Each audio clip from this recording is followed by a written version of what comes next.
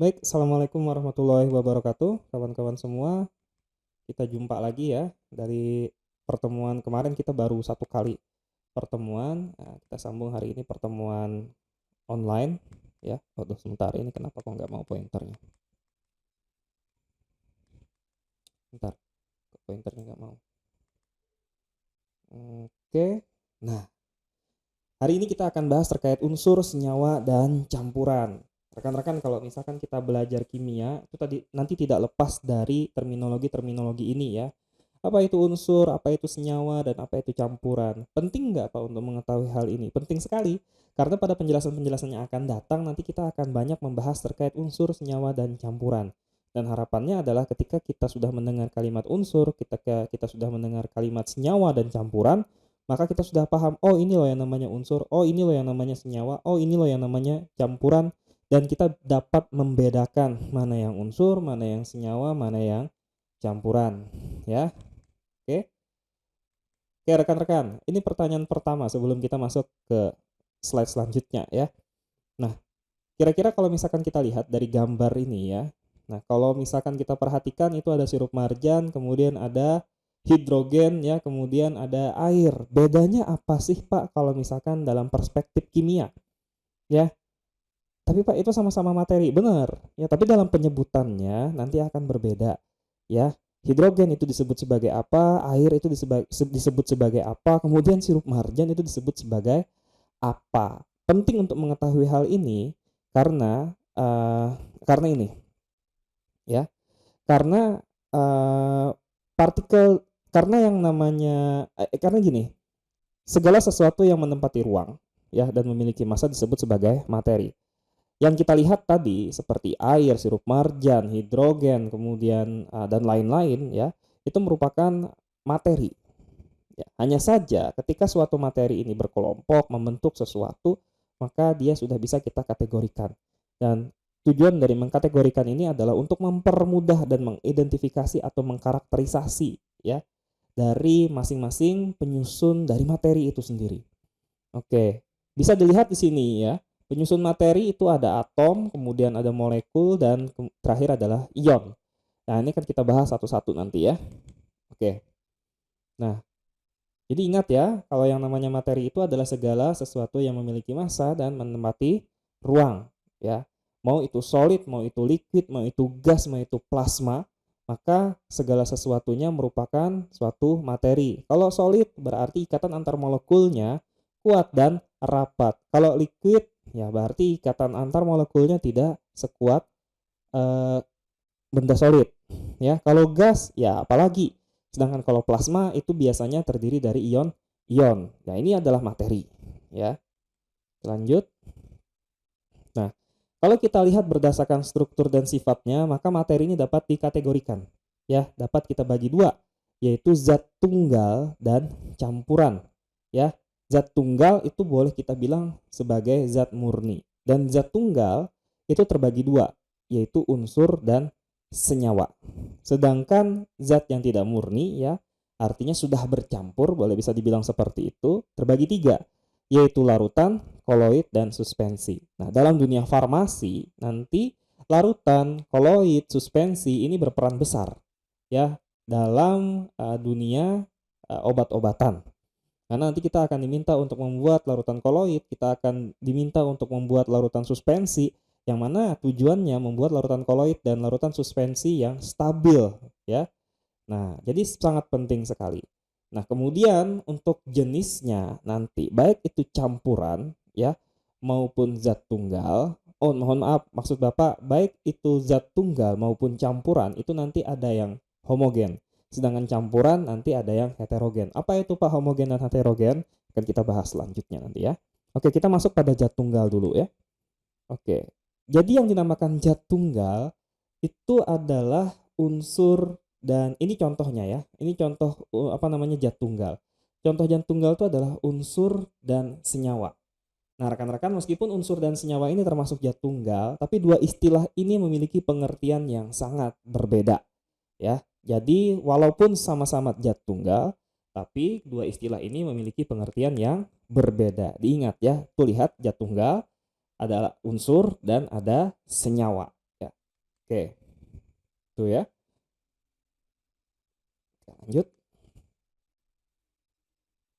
Kita masuk pada unsur dulu. Ya, apa sih itu unsur? Nah, kawan-kawan,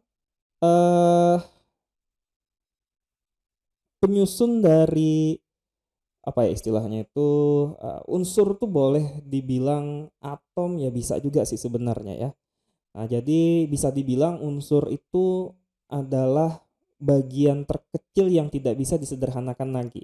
Contoh misalkan di sini seperti hidrogen dengan karbon. Kalau kalian lihat di tabel periodik, ya huruf-huruf yang ada di sana itu melambangkan unsur-unsur yang ada di alam, ya. Nah, masing-masing unsur itu memiliki atom yang bentuknya berbeda-beda. Ada yang besar, ya, ada yang kecil. Buktinya MR-nya lagi, AR-nya atau massa relatifnya atau apa namanya bobot relatif dari masing-masing atom itu berbeda. Ya contoh misalkan H itu berapa bobotnya? H ini yang paling paling kita ingat ya, satu. Ya kalau satu dibandingkan dengan karbon. Karbon ini kalau nggak salah berapa ya? Kalau oksigen itu 16. Bapak lupa karbon berapa, tapi dia kalau nggak salah 32 ya. Cukup koreksi kalau Bapak salah. Nah, tentunya dari bobotnya saja kita bisa lihat bahwa atom dari unsur C itu lebih besar daripada atom dari unsur H, ya. Dan atom dari unsur C ini juga nanti bisa mengikat lebih banyak ketimbang dari atom unsur H, ya. Oke, lanjut lagi. Jadi kesimpulannya unsur itu apa, Pak? Jadi unsur itu adalah zat tunggal atau zat murni yang tidak dapat diuraikan lagi menjadi zat yang lebih sederhana, baik itu jadi tidak bisa disederhanakan lagi melalui reaksi kimia, ya. Kalau di zaman sekarang tuh ilmuwan kimia tuh telah menemukan lebih dari 100 macam unsur yang ada di bumi ya. Dan berdasarkan sistem periodiknya nanti unsur-unsur ini dapat dikelompokkan menjadi 3 jenis, yaitu unsur logam, unsur semi logam atau biasanya disebut sebagai metaloid ya. Kemudian non logam ya. Kawan-kawan kalau Bapak terlalu cepat tolong nanti di komen apa namanya? Di classroom di apa aja ya, di apa namanya? Dikemukakan saja Pak terlalu cepat gitu. Jadi nanti untuk presentasi selanjutnya Bapak bisa lebih slow ya. Jadi kawan-kawan contoh dari unsur di sini adalah seperti silver ya, yang lambangnya adalah Ag. Nah, silver ini nggak bisa dibelah-belah lagi ya, udah molekul dari unsur silver ini ya sudah. Ini udah bentuk terkecil dari silver ya. Beda dengan NaCl atau garam. Kalau NaCl kan bisa dipecah lagi. Na dan Cl, natrium dan klorida. Ya. Nah, natrium dan klorida itu adalah unsur. Artinya natrium itu mau dipecah lagi ya nggak bisa. Itu sudah bentuk paling murninya. Bentuk yang tidak dapat diuraikan lagi. Beda dengan NaCl tadi. Kalau NaCl kalau mau diuraikan masih bisa. Jadi Na dan Cl, natrium dan klorida. Tapi begitu dia dalam bentuk natrium dan satu dalam bentuk klorida, itu nggak bisa lagi sudah diuraikan. Itu adalah bentuk yang paling sederhana. Artinya zat tunggalnya. Ya, nah itulah yang disebut sebagai unsur. Atau yang kalau kalian lihat tadi seperti yang Bapak bilang di tabel periodik, itulah tabel unsur-unsur yang ada di alam. Artinya itu adalah bentuk paling sederhana dan tidak dapat diuraikan lagi. Itu adalah bentuk paling kecilnya sudah. Ya, udah paling sederhana. Artinya nggak bisa disederhanakan lagi itu ya nggak bisa dibelah-belah lagi lah, modelnya seperti itulah. Oke, nanti akan kita lihat bedanya dengan senyawa.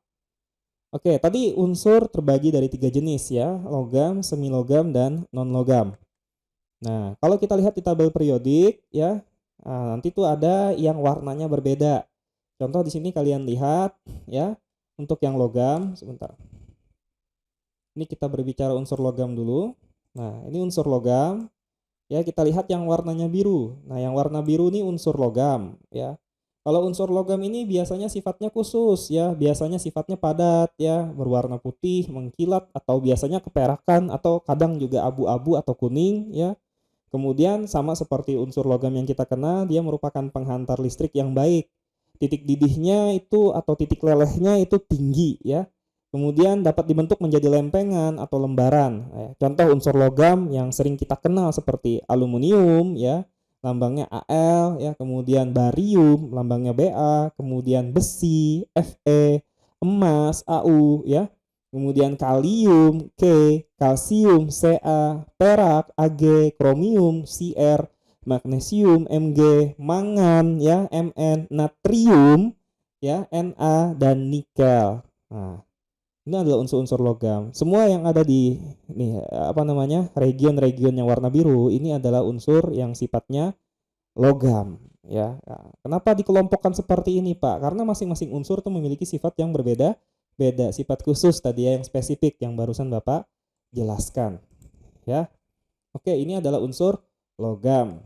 Sekarang unsur non logam, berarti bukan logam ya. Kalau unsur non logam, jadi sifatnya juga khusus juga, spesifik juga ya. Biasanya wujudnya cair ya. Kemudian bisa berupa gas pada suhu ruangan ya. Kemudian umumnya juga warnanya tidak mengkilat dan kebalikan dari metal, dia bukan penghantar listrik dan panas yang baik ya. Kemudian dia juga mempunyai titik didih dan titik leleh yang rendah serta tidak dapat dibentuk, direntangkan atau ditarik. Nah, jadi memang kebalikannya dari logam. Ya. Jadi gampang ingatnya, unsur logam tadi sifat-sifatnya kayak logam, ya, bisa ditempa dan lain-lain. Tapi kalau unsur non logam ya sifatnya berkebalikan dari unsur logam. Contoh unsur non logam yang berbentuk padat diantaranya seperti belerang, fosfor, ya, karbon, silikon, iodin, ya. Sementara itu unsur non logam ini yang berbentuk gas itu seperti fluorin, ya, helium, hidrogen, klorin, nitrogen, oksigen, neon, bromin. Nah, mohon maaf. Kalau bromin itu non logam yang sifatnya cair ya. Ingat tadi ada yang padat, ada yang gas, ada yang cair. Tapi sifatnya berkebalikan dengan sifat yang unsur logam ya. Oke, dan bisa kita lihat di sini ya. Unsur-unsur yang non logam itu yang warnanya pink di sini. Kalian juga bisa perhatikan di tabel periodik kalian. Ya, unsur-unsur yang ada pada warna pink di sini atau kalian ingat mulai dari 14, 15, 16, 17 dan 18 dan juga 1 di sini hidrogen ya. Itu adalah unsur non metal ya. Tuh. Oke. Sini ya bisa diingat ya kawan-kawan ya. Oke, lanjut. Nah, selanjutnya adalah semi logam. Dari namanya aja sebenarnya udah menggambarkan ya, semi logam atau biasanya disebut juga sebagai metaloid. Apa itu unsur semi logam? Ya, unsur semi logam itu disebut juga apa ya? Separuh logam, separuh tidak gitu. Jadi umumnya unsur ini bersifat layaknya unsur logam maupun non logam. Jadi memiliki kedua sifat dari logam maupun non logam. Ya. Jadi umumnya boleh kalau kita lihat dari bagaimana dia menghantarkan panas ataupun listrik, ya dia bisa dibilang sebagai semikonduktor, ya. Bisa menghantarkan tapi tidak sebaik logam. Seperti itu. Jadi pada suhu rendah unsur ini tidak dapat menghantarkan listrik dengan baik. Jadi isolator dia. Tapi ketika dia suhunya tinggi, unsur ini dapat menghantarkan listrik dengan baik atau jadi konduktor. Makanya namanya semikonduktor. Ya. Unsur semi logam ini wujudnya padat, tapi teksturnya lebih rapuh dibandingkan unsur logam. Nah, ya, makanya namanya semi logam. Ya. Kemudian unsur logam ini juga warnanya abu-abu, ya, mengkilat atau keperakan. Jadi mirip-mirip logam, tapi bukan logam, ya. Contohnya seperti boron, silikon, germanium, arsen, antimon, ya, tellurium dan polonium. Wah, ini asing-asing semua ya, apalah gitu polonium. Tapi sedikit ya, kalau metaloid ini sedikit. Dan letaknya ada di antara, nih kita lihat ya, ada di antara yang logam dengan yang non logam.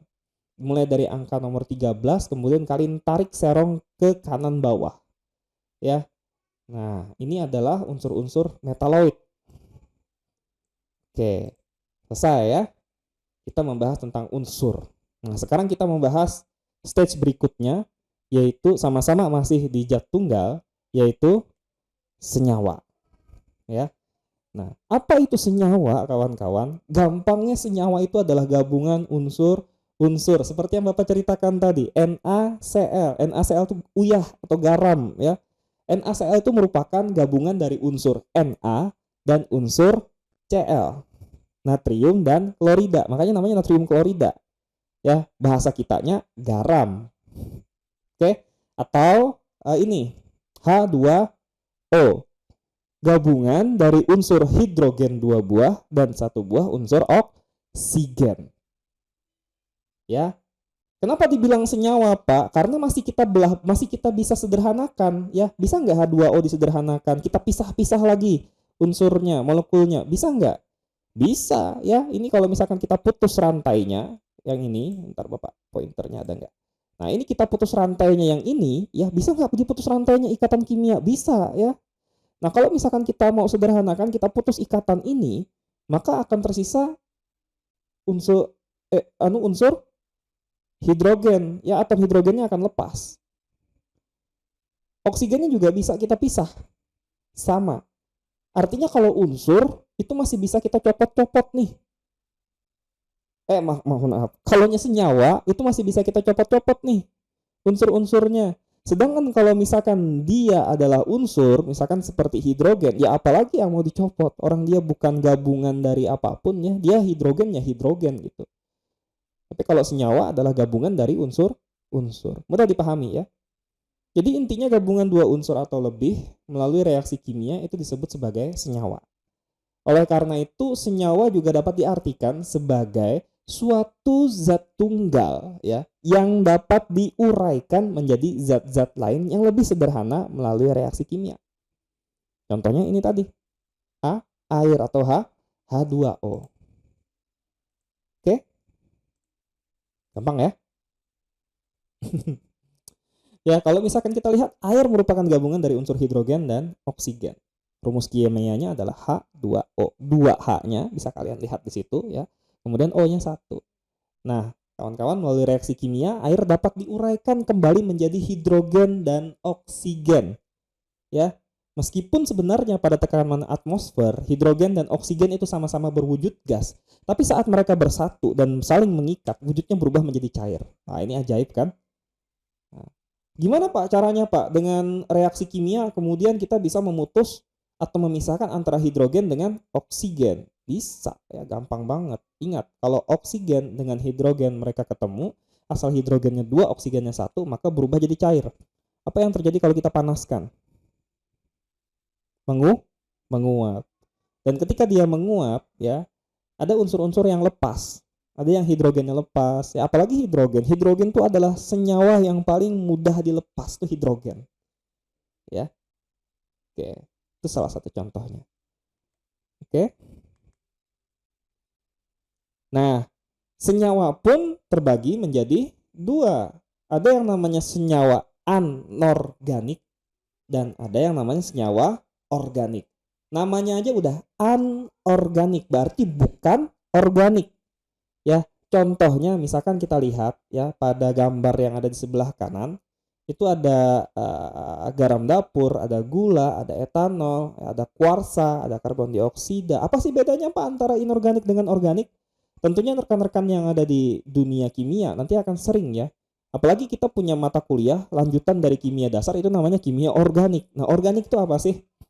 Oke. Jadi yang namanya organik ya atau senyawa organik itu berasal dari makhluk hidup atau dari proses fotosintesis. Cirinya senyawa ini terdiri dari unsur karbon atau C ya sebagai rangkaian utamanya. Itulah mengapa rekan-rekan kalau orang kayak misi ke Mars, misi ke planet lain, itu yang dicari adalah senyawa organik atau senyawa-senyawa yang memiliki unsur karbon di dalamnya. Kenapa? Karena karbon itu bisa mengikat 4 unsur lain, sehingga dia kadang menjadi kerangka untuk pembentukan senyawa yang lebih kompleks. Ya, makanya kalau misalkan ditemukan senyawa karbon di luar angkasa atau di di planet lain, nah itu mereka akan sangat excited sekali. Excited dalam hal apa? Excited, wah jangan-jangan di sini ada kehidupan gitu. Ya. Oke.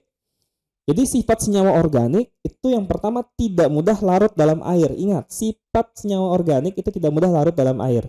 Namun, dia akan larut ya jika dicampur dengan pelarut yang sifatnya organik juga. Oke?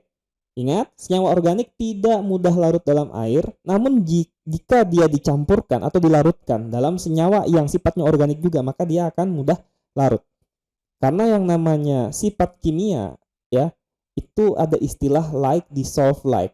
Dia akan lebih mudah tercampur dengan sesuatu yang jenisnya mirip atau sama dengan dia. Dalam hal ini, senyawa organik yang istilahnya ya senyawa organik, maka dia akan juga mudah larut, ya, atau mudah melarut pada pelarut yang sifatnya juga organik karena sama-sama organik.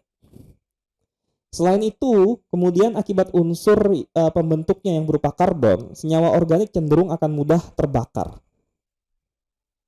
Ya. Contoh dari senyawa organik seperti kita lihat di gambar ada gula, ya.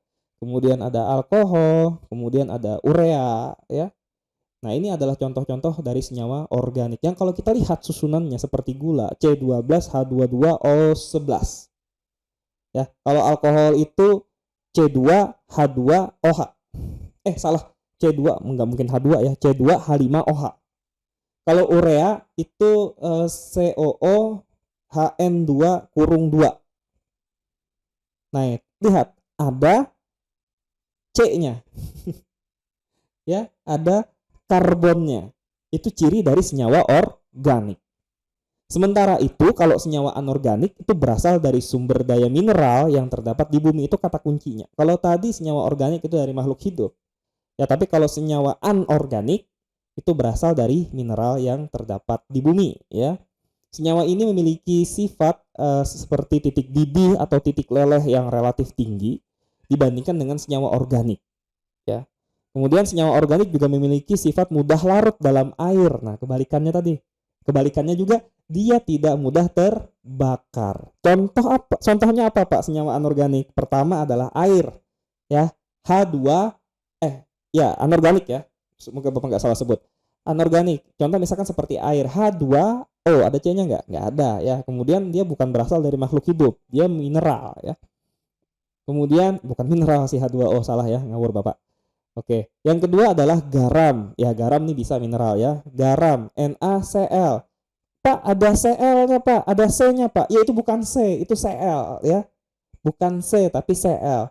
Kok tahu, Pak, itu bukan C? Ya karena nggak ada L di unsur di tabel periodik. Kalau Cl ada, ya berarti nggak ada karbonnya. Oke. Pak, bagaimana dengan karbon dioksida? Kan ada karbonnya, Pak, CO2. Iya, tapi kata kuncinya dia tidak berasal dari makhluk hidup. Ya, kalau karbon dioksida, dia bukan senyawa organik. Oke, dan masih banyak lagi, ya. Oke. Sekarang kita bicara terkait campuran. Tadi kita sudah bicara terkait dua jenis materi, ya. Ada zat tunggal. Tadi kita baru berbicara terkait zat tunggal, ya. Ada senyawa, kemudian ada unsur, ya. Oke, sekarang kita bicara dengan campuran. Nah, apa sih, Pak, campuran itu? Oke, campuran itu merupakan zat yang terbuat dari gabungan dua atau lebih zat yang berbeda tapi tanpa melalui reaksi kimia, ya. Dia bisa berupa senyawa dengan senyawa atau unsur dengan unsur atau senyawa dengan unsur. Intinya dia merupakan gabungan dua atau lebih zat yang berbeda, ya. Contoh misalkan, ya, kamu mencampurkan dua zat yang berbeda, misalkan seperti di gambar itu air dengan garam, sehingga yang dihasilkan menjadi air garam, ya. Nah, air garam yang kamu dapatkan ini dinamakan dengan campuran, kawan-kawan. Dengan kata lain, campuran adalah suatu zat yang terbuat dari gabungan dua atau lebih zat yang berbeda. Air adalah senyawa, NaCl atau garam juga senyawa. Senyawa dengan senyawa disebut sebagai campuran. Ya. Jadi gabungan zat-zat ini bisa berupa senyawa dengan senyawa seperti air dengan garam tadi, atau unsur dengan unsur bisa jadi, ya, atau senyawa dengan unsur. Intinya dia adalah merupakan gabungan. Namun, zat tersebut tidak dapat bersatu secara kimiawi karena masih mempertahankan sifat aslinya. Jadi yang namanya campuran itu dia tidak bergabung ya. Jadi tidak plek bergabung. Contoh misalkan seperti sirup marjan. Sirup marjan itu kamu masih bisa pisahkan antara airnya dengan gula yang terkandung di dalam sirupnya. Bisa. Kalau nggak percaya dinginkan. Masukkan dalam kulkas, nanti ada yang mengkristal gula-gulanya di bawah. Bisa terpisah masih. Kenapa? Karena antara air dengan gula dia mempertahankan sifatnya masing-masing. Walaupun sebenarnya terlihat tercampur, tapi sebenarnya tidak, ya. Oke, itu campuran. Oke, kemudian senyawa itu terbagi dua, ada yang homogen, ada yang heterogen, ya. Jadi campuran homogen itu terjadi apabila seluruh materi penyusun campuran itu tidak dapat dibedakan lagi antara satu dengan yang lainnya. Tapi sifat dari masing-masing materi penyusunnya masih dapat terlihat. Contoh seperti sirup marjan tadi, ya. Sirup marjan itu kalau kamu aduk-aduk kamu nggak bisa bedakan mana yang gula, mana yang air karena udah kecampur. Namanya homogen. Homogen itu artinya sama, tercampur dengan merata, itu homogen. Artinya ketika dia tercampur dengan merata, kita nggak bisa melihat lagi, kita nggak bisa membedakan lagi mana yang air, mana yang gula, mana yang air, mana yang garam. Nah itu namanya homogen, tercampur secara merata. Ya, oke, kita kasih contoh yang lain. Misalkan air dengan susu bubuk coklat. Saat kita campurkan kedua zat tersebut, air dan susu bubuk coklat itu telah bercampur menjadi cairan berwarna coklat. Akibatnya kita nggak bisa membedakan mana yang merupakan air, mana yang merupakan susu coklatnya. Tapi sifat dari masing-masing zat tetap terlihat, ya, yaitu sifat cair dari air dan sifat manis dari si warna coklat tadi, dari si coklat tadi, ya, oke. Nah itu contohnya. Sementara itu kalau yang dinamakan dengan campuran heterogen, kebalikannya. Ya, apabila seluruh materi penyusun campuran itu beserta sifat-sifatnya masih dapat dibedakan antara satu dengan yang lainnya. Yang paling mudah adalah air dengan minyak. Kalau kalian campurkan, ya namanya tetap campuran, tapi kelihatan mana yang minyak, mana yang air. Ini namanya adalah campuran heterogen. Atau kalian masukkan pasir ke dalam air. Campuran juga namanya, ya. Atau kalian aduk, dia tetap nyampur, tapi nanti akan kelihatan mana yang pasir, mana yang air. Itu namanya heterogen, suatu campuran yang tidak benar-benar bercampur. Maksudnya itu masih bisa kelihatan gitu loh, kalau dia itu terpisah, ya seperti air dengan pasir tadi, atau seperti air dengan minyak, bisa dilihat pada gambar. Ya, yang di bawah itu yang homogen, artinya nggak kelihatan mana yang gula, mana yang air. Dua zat itu seakan-akan menyatu sudah. Sedangkan yang di atas antara air dengan minyak itu kelihatan banget yang mana minyak, yang mana air. Ya. Oke, kita lanjut lagi. Jadi kesimpulannya rekan-rekan, ya, dari mata kuliah kita hari ini, pelajaran hari ini adalah unsur adalah zat yang tidak dapat diuraikan lagi. Itu disebut sebagai unsur. Sedangkan senyawa adalah gabungan dua atau lebih dari unsur yang berbeda. Kemudian campuran adalah gabungan dua atau lebih zat yang berbeda. Ya, bisa senyawa dengan senyawa, bisa senyawa dengan unsur, atau unsur dengan senyawa. Nah, jadi gampang ya, untuk materi ini gampang banget. Paling tidak rekan-rekan nanti ketika mendengar kata unsur, oh udah paham, oh ini loh yang namanya unsur. Ketika mendengar senyawa, oh paham ini loh yang dimaksud dengan senyawa. Ketika dibilang campuran, oh paham ini loh yang dimaksud dengan campuran.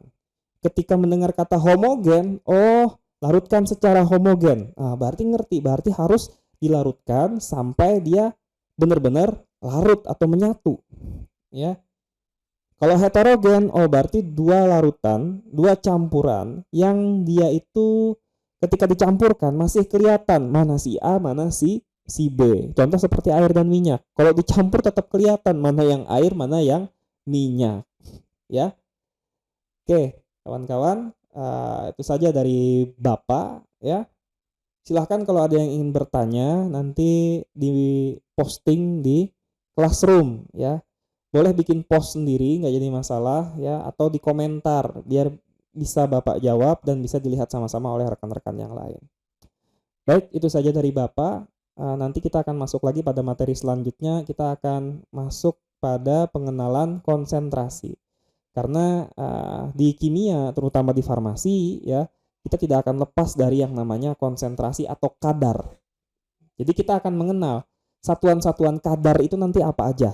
Ya, ada molalitas, ada molaritas, ada konsentrasi dengan persen, ada konsentrasi dengan ppm dan lain-lain. Kita akan sama-sama belajar. Untuk apa? Agar memudahkan kalian nanti untuk masuk pada materi yang lebih tinggi ya. Oke, kita kalau kimia dasar memang masih belajar yang dasar-dasar saja. Oke, semoga bisa dipahami. Jika masih belum bisa dipahami, silahkan rekan-rekan untuk mencari literatur tambahan untuk menyempurnakan pemahamannya ya, atau bertanya. Nanti juga ya, insya Allah akan Bapak usahakan untuk memasukkan beberapa literatur-literatur yang bisa kalian baca untuk menambah pemahaman kalian terkait topik ini. Oke? Atau misalkan rekan-rekan punya literatur yang bisa dibaca atau bisa di-sharing kepada kawan-kawannya ya, agar bisa dibaca sama-sama, ya silahkan kalian posting di Classroom juga ya. Dan Bapak juga akan mengapresiasi hal tersebut dengan memberikan nilai khusus bagi rekan-rekan yang membantu rekan-rekannya yang lain. Oke, itu saja dari Bapak. Semoga bermanfaat. Assalamualaikum warahmatullahi wabarakatuh.